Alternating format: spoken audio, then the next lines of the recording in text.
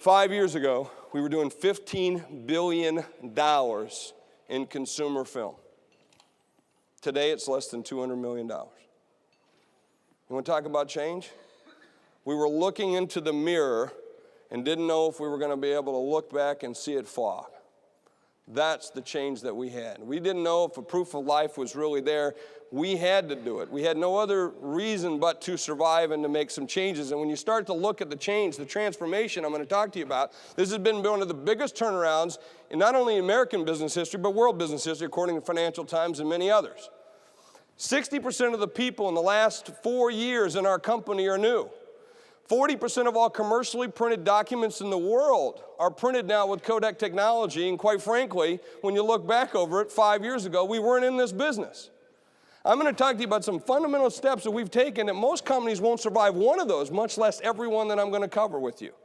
And we're doing it in different ways, and that's the reason that I'm here today, is to talk to you about how we're making those changes, even in our advertising, and shifting the brand from what you thought Kodak was.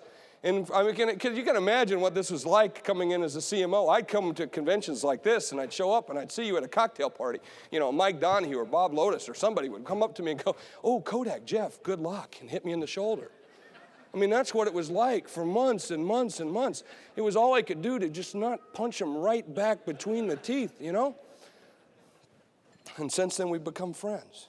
You know, I said on the plane the first time when I went to Kodak, I couldn't wait. I showed up a week early. Before I passed the urine test, before anything, I wanted to go to Kodak because I couldn't wait. You know, I'm in South Dakota. We got nothing else to do, so I figured, what the hell? Let's get out there and have some fun, you know? And so I jump on the plane. I'm on that little 50-seater plane. And I'm sitting next to this young girl who's 25 years old, and I'm engaging in conversation with her. I'm trying to get her to talk to me because I want her to ask what I do so I can tell her, because I'm really proud and I'm excited. And she's going on and on and on and on. Never shuts up, all right? Like, I want to listen to what she wants to do. I want her to ask me. So finally she says, "What do you do?" And I said, "Well, I'm the chief marketing officer for Eastman Kodak." And she said, "Who's that?" I knew we were having a big job. So your perceptions of who we are had to shift as we make this transformation in what we do in terms of our, oh, I'm hitting the wrong button now, there we go. So it started to shift. If you look at the Kodak Gallery, it's the third largest social network in the world, over 75 million people. Now, these aren't just people, these are members that are active on our group. They have over 5 billion high-resolution photos. More photos are stored in the Kodak Gallery as high-resolution photos than all of the other sites in the world combined. Did you know that? It's an important distinction when I talk about high resolution. And I'm going to talk to you about Kodak moments, because we've had the only product that people want to run back into a burning building to save. All right? Now you take photos more than ever before, 10, 20, 30 times more, except instead of going and printing them out and putting them into a shoebox, which you will once in your life or twice in your life or around Christmas or around some holiday, you get out and you start looking. Now you're putting them into digital shoeboxes. Make sure when you put them in a digital shoebox, they're high resolution, not low resolution. Because when you lose that picture, that one Kodak moment of your child being born, or the last picture of your father before he passed, I want to make sure that you get those back right. Every best picture ever won at the Academy Awards has been done in Kodak film. By the way, every picture ever nominated in the history for Best Picture at the Academy Awards is on Kodak film. I bet you didn't know that. When you look at our business 5 years ago, most of our business was what we'd call traditional, the film business, what you think of us as, or have been thinking of us as, in terms of that company that you would stock up on film before the holidays. And in 5 years, we've moved most of that business to a digital business. In fact, we'll top over 80% this year. 80% of our revenues in less than 5 years, swifting the pendulum from over here to over here. At the same time, 70% of our business by the end of this year will be B2B, business to business. So when people are saying, hey, Kodak's dead, Kodak's not around, I don't see him on TV, I don't see him doing traditional advertising. Well, duh. I mean, why would we want to go out and do the things, why would we want to go do things like, you know, very big consumer programs where most of our business is B2B?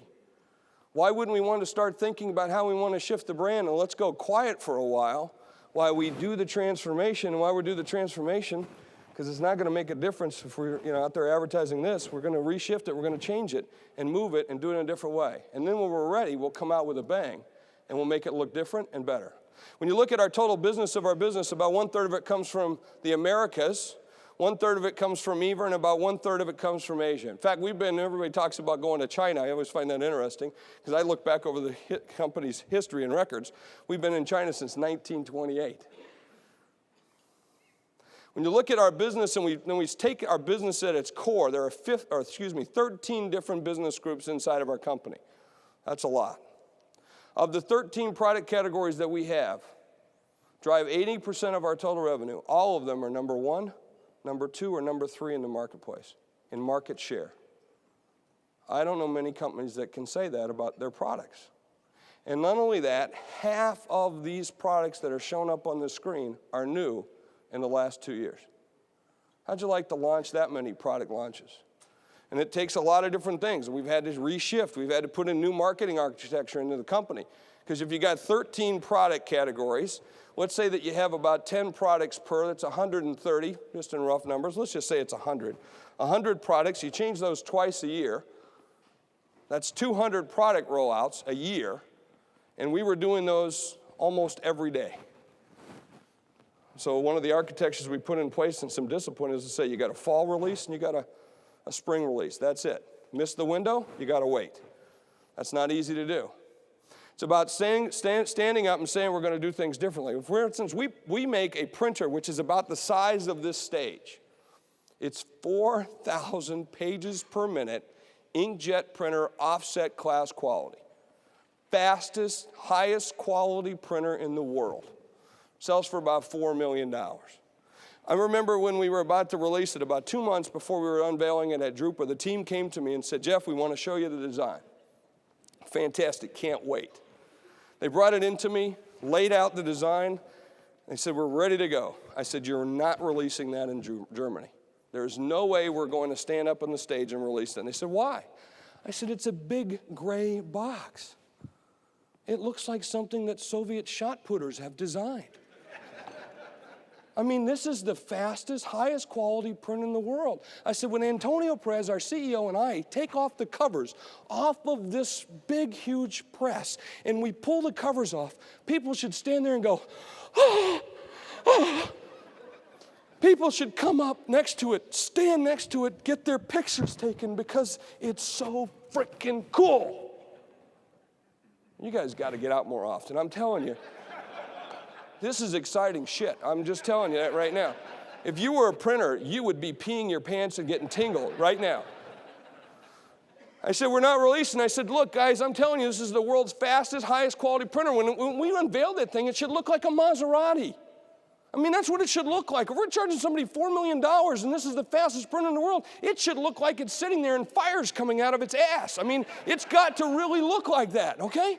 So go back, or you're not launching the product. So 2 weeks later, they come back. They re-show me the designs, and it looked like something Czechoslovakians may have designed, so it was getting better.